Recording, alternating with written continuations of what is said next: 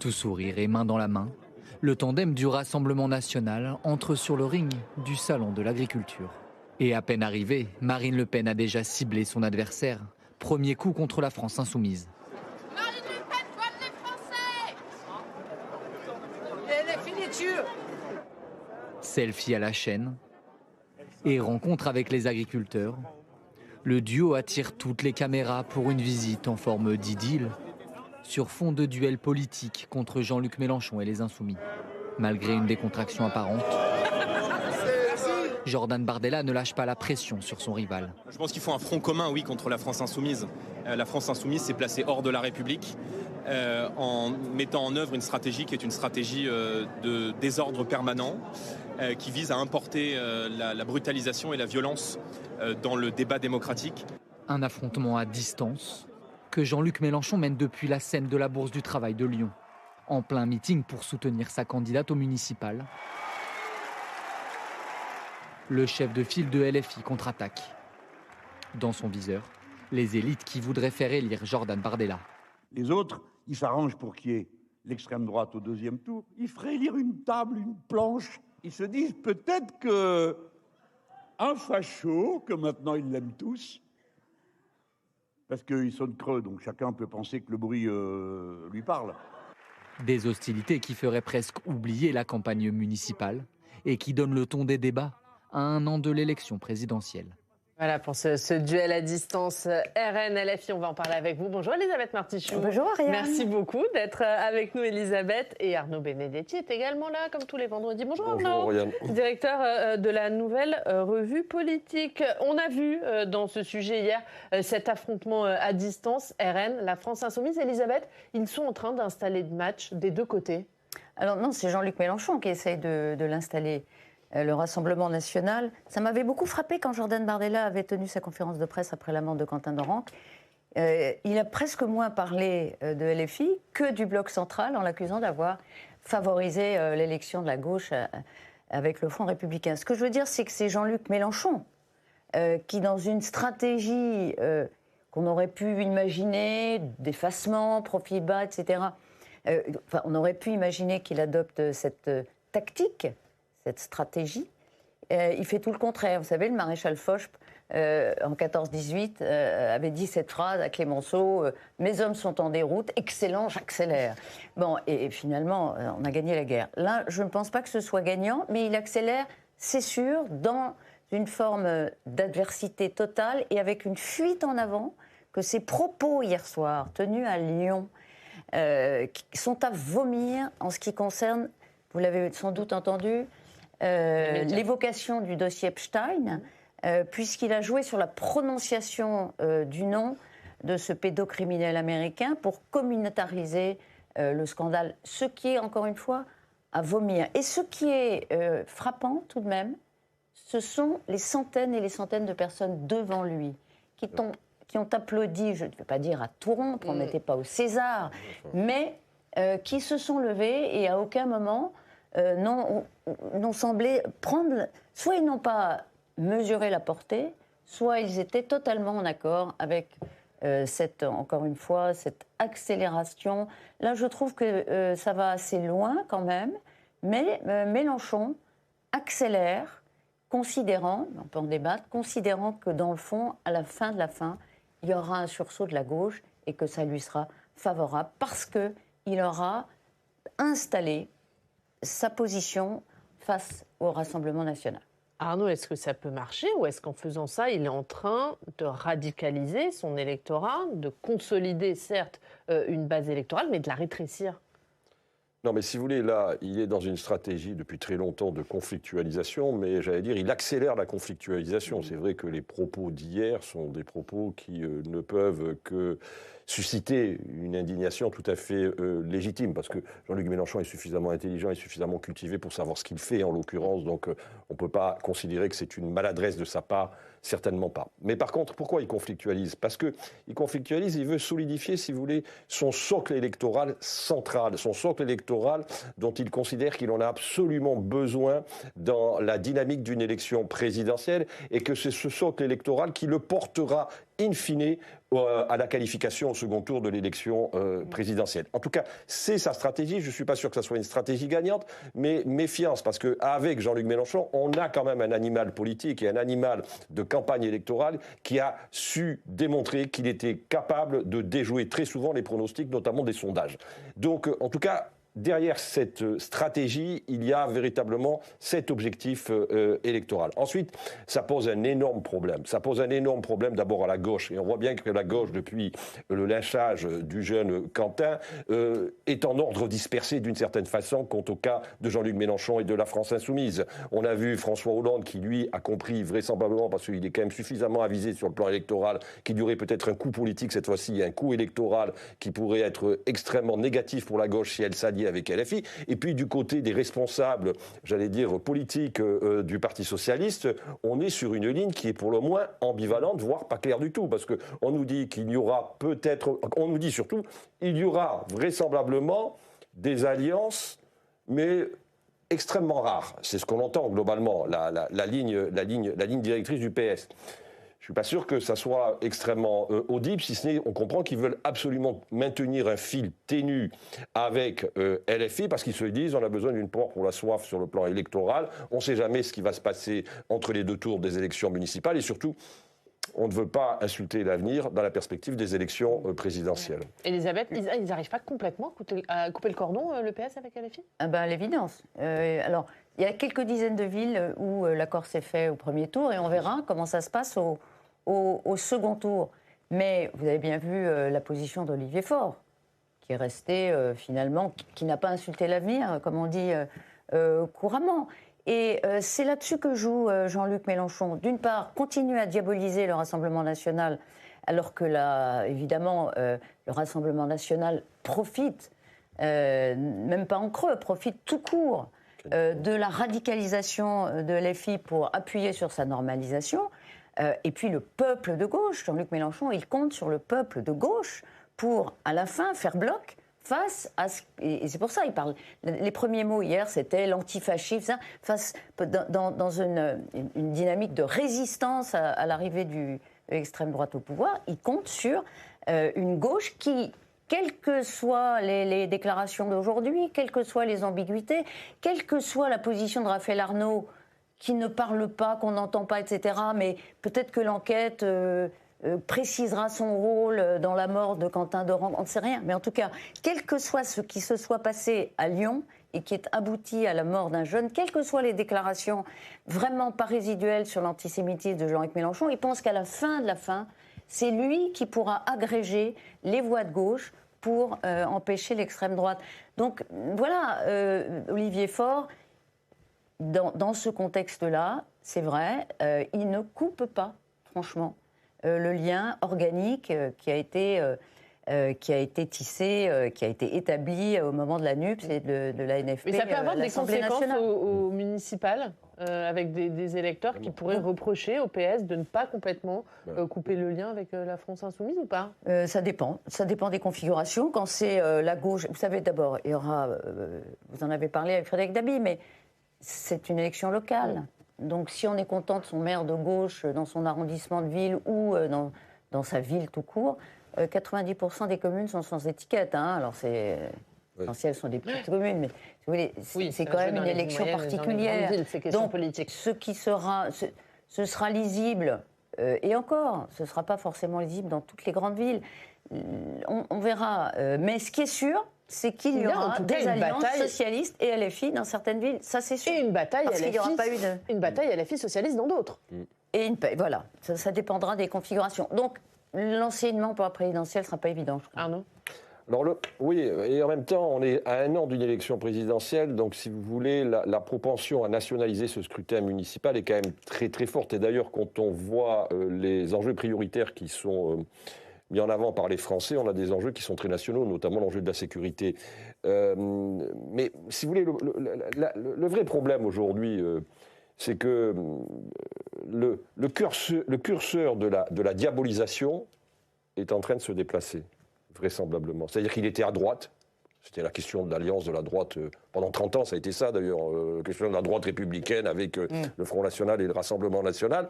Et à proportion, si vous voulez, que le Rassemblement National, finalement, exécute sa stratégie de dédiabolisation et de respectabilisation, au Parlement ou ailleurs, vous avez la gauche de la gauche qui se radicalise toujours plus. Donc évidemment, ça crée un effet de contraste entre un parti qui, lui, se socialise, j'allais dire, dans le cadre des institutions républicaines, et un autre qui, tous les jours un peu plus, finalement, donne des coups de boutoir dans les institutions républicaines et dans la façon dont on doit concevoir le débat démocratique. Donc ça pose un énorme problème à la gauche, ça pose aussi un problème quand même en partie aussi au bloc central, parce que le bloc central, qu'on le veuille ou non, en 2024, personne n'a oublié qu'il a lancé un arc républicain pour faire barrage au Rassemblement national, donc ça pèse aussi de ce côté-là, mais ça pèse essentiellement à gauche. Donc après, est-ce que ça peut avoir un impact sur les municipales ? Si on en croit quand même les sondages et l'étude, je crois, d'Odoxa d'il y a une semaine, on voit qu'une majorité de Français aujourd'hui est plutôt hostile à une alliance entre le Parti socialiste et LFI. Donc c'est d'ailleurs, à mon avis, la raison pour laquelle aujourd'hui, encore une fois, François Hollande, lui, de son côté, est plutôt assez clair, même s'il n'a pas toujours été, vis-à-vis de l'alliance avec LFI. Juste par exemple à Paris, est-ce qu'Emmanuel Grégoire, pour le second tour, dira « je refuse les voix de Sophia Chikirou », qui aura fait un score potentiellement au-dessus de 10. C'est difficile. C'est difficile, c'est même impossible. C'est même impossible. Donc si vous voulez, où elle est la clarté ? On peut refuser une alliance, mais pas des voix. Où elle est la rupture ? Je ne dis pas qu'il faudrait la faire, je ne me mets pas à leur place. Marseille. Mais elle ne sera pas visible. Marseille. Donc on en est là. Donc Jean-Luc Mélenchon, il est tranquille pour l'instant. Il est dans sa stratégie de consolidation de son socle, qui est au minimum à 10% aujourd'hui, 10-12. C'est ça la radicalité en France aujourd'hui, je pense. Et puis, par ailleurs, le PS ne rompt pas clairement, pas plus que Europe Écologie Les Verts, malgré les cris d'orfraie de Marine Tondelier. Donc, sur le sectarisme de Jean-Luc Mélenchon, elle l'a toujours dit, mais à la fin, elle revient toujours à la maison. LFI, donc et à voilà. Lyon, Grégory Doucet n'exclut pas un accord avec LFI dans l'entre-deux. Et voilà, donc si vous voulez, les municipales ne clarifieront pas. À Lyon, c'est pas un danger du Rassemblement National, c'est M. Aulas qui est candidat, qui a le plus grande chance.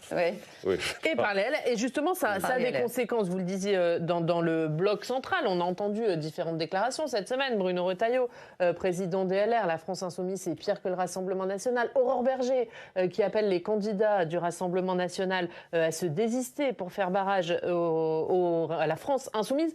On va écouter ce que dit de ça la porte-parole du gouvernement, Maud Bréjon. Nous n'appelons ni le Rassemblement national à procéder à des décisions électorales, ni la France insoumise de même. Et notre position là-dessus est extrêmement claire. Je suis porte-parole du gouvernement, je vous donne la position du gouvernement. Ni la France insoumise, ni le Rassemblement national.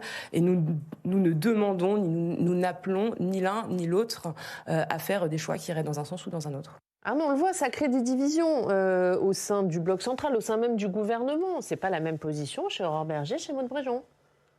Oui, alors déjà, les divisions existaient, je rappelle, en 2024. Tout le monde n'était pas favorable à la stratégie de Gabriel Attal, de l'arc républicain, à commencer peut-être d'ailleurs par le président de la République, dont on considère qu'il n'était vraisemblablement pas tout à fait disposé, je veux dire, à ce type de stratégie. Non, mais après... Pas Gérald Darmanin non plus, qui l'a redit. Oui, mais évidemment, ça crée des divisions. Ça ne peut que créer des divisions, parce que, encore une fois... Et d'ailleurs, finalement, c'est la volonté aussi de Jean-Luc Mélenchon, parce que Jean-Luc Mélenchon, aujourd'hui, c'est une bombe à fragmentation multiple. C'est-à-dire qu'en effet, il sait très bien qu'en adoptant l'attitude qui est la sienne, il va créer des divisions non seulement à gauche, mais il va créer des divisions également dans le bloc central.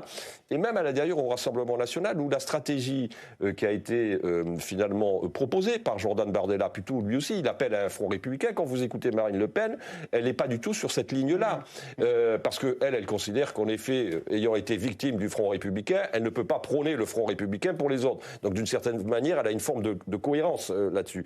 Donc oui, le sujet aujourd'hui interroge finalement toutes les forces politiques. Et ce que ça révèle quand on regarde le paysage politique, c'est qu'en effet, on a deux extrêmes qui sont, je dirais, qui observent en interne certaines disciplines. Ce qui est frappant, c'est qu'on a donc ces deux blocs, et au milieu, on n'a que de la division, en fait. On n'a que de la fragmentation. Alors, vous disiez, c'est pas les mêmes positions au sein du gouvernement. On n'a jamais eu un gouvernement aussi composite, jamais. C'est la leçon de 2024. Donc, effectivement, à l'intérieur, il y a toujours eu des sensibilités différentes entre les ministres, mais enfin là, ça atteint des proportions extravagantes. Parce que, voilà, ce gouvernement, il est fait de briques et de brocs, si je puis dire, dans un contexte de majorité non absolue à l'Assemblée. Mais c'est ça qui est frappant, c'est qu'on a deux blocs avec leur électorat assez solide, beaucoup plus solide à droite qu'à gauche, et puis il n'y a que de la division au milieu. Donc c'est ça aujourd'hui le paysage.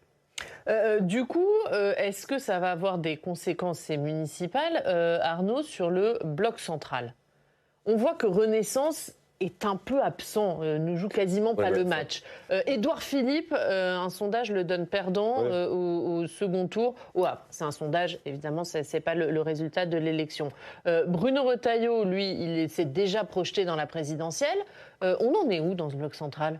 Déjà, moi, il faudra qu'on me définisse les contours de ce bloc central. Parce que vous parlez de Bruno Retailleau n'est pas, à ma connaissance, aujourd'hui dans le bloc central. Je ne sais pas quelle est la position de LR. Si vous arrivez à déterminer quelle est la position de LR...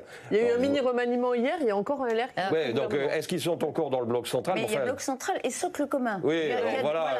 Le socle commun, c'est plus large et c'est pour le gouverner. On est dans des débats théologiques extrêmement pointus, vous le comprenez bien. Mais enfin, en tout cas, ce qui est sûr déjà, premier point, puisqu'on parle du macronisme, parlons du macronisme. Le macronisme municipal n'a jamais existé. Déjà, ça, c'est une réalité. Donc, finalement, ces élections municipales ne vont pas fondamentalement impacter une implantation qui n'existe pas. Alors, vous avez raison, en effet, il y a quand même quelques figures de ce bloc central qui sont en première ligne, dont celle de l'ancien Premier ministre, candidat à la présidentielle, monsieur Édouard Philippe.